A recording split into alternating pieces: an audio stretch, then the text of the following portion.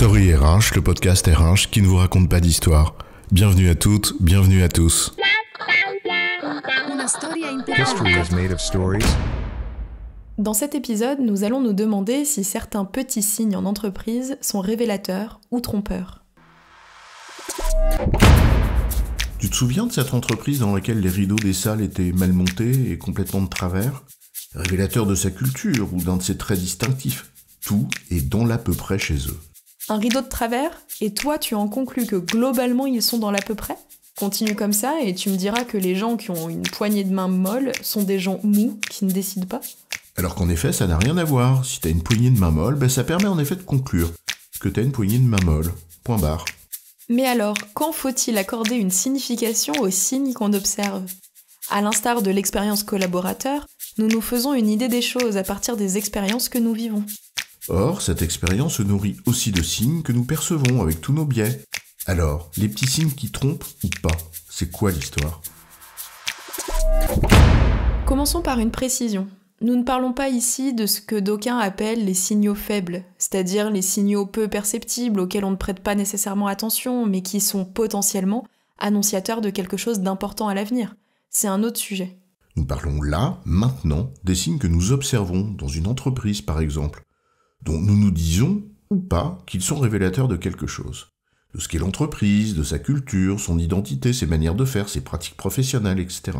Si on prend le sujet dans l'autre sens, ce qu'est l'entreprise, son identité, comme tu dis, sa culture, ce qui l'a forgé dans le temps, conditionne inévitablement ce qu'elle fait. Certains des comportements des collaborateurs, etc.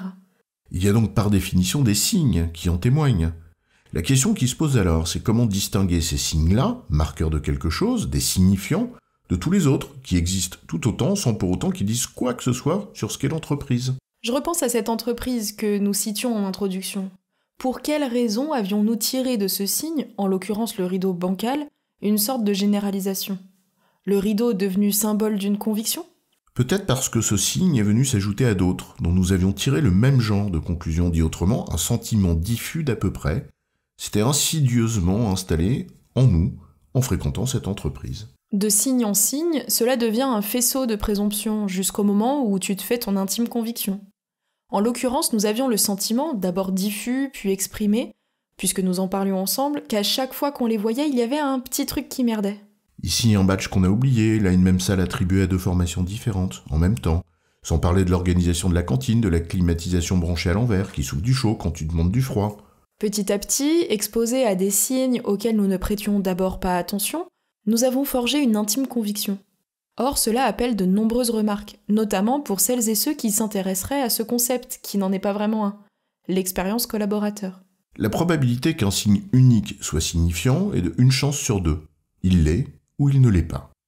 Sa répétition augmente cette probabilité, un peu à l'image de la pollution ou de la connerie, c'est une affaire de seuil.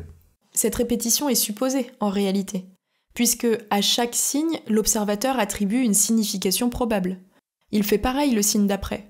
Or, la probabilité que tu attribues la même signification au second signe qu'au premier augmente parce qu'il arrive après. Le biais de répétition, de confirmation, dans le genre « je te l'avais bien dit ». Tu arrives à l'accueil, t'as pas ton badge. Tu arrives dans la salle qu'on t'a attribuée sur Booking. Le rideau bancal de la semaine d'avant, maintenant ils sont 2.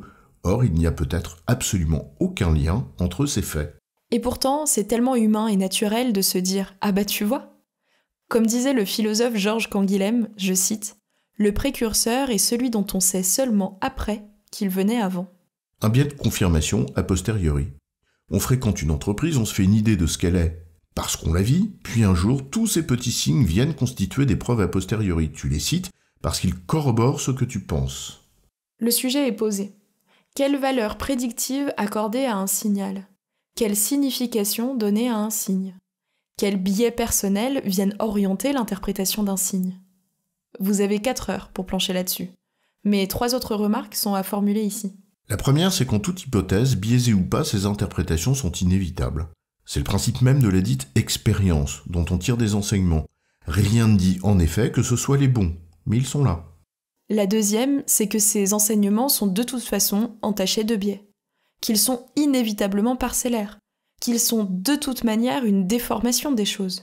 La troisième, enfin, c'est qu'ils forment aussi l'intime conviction de chacun, Et si certains n'en font que des convictions soumises au doute critique, d'autres ne manqueront pas d'en faire des certitudes. On pourrait donc ajouter une question.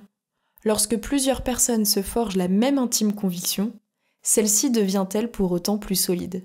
On pose ça là comme matière à réflexion, car la réponse est loin d'être triviale. En résumé, l'expérience, qu'elle soit collaborateur, client, visiteur, que sais-je, se forge à l'aune de signes que nous interprétons.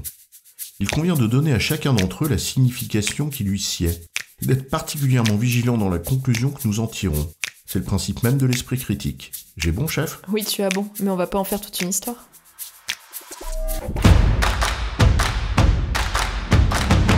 Story RH, le podcast RH qui ne vous raconte pas d'histoire.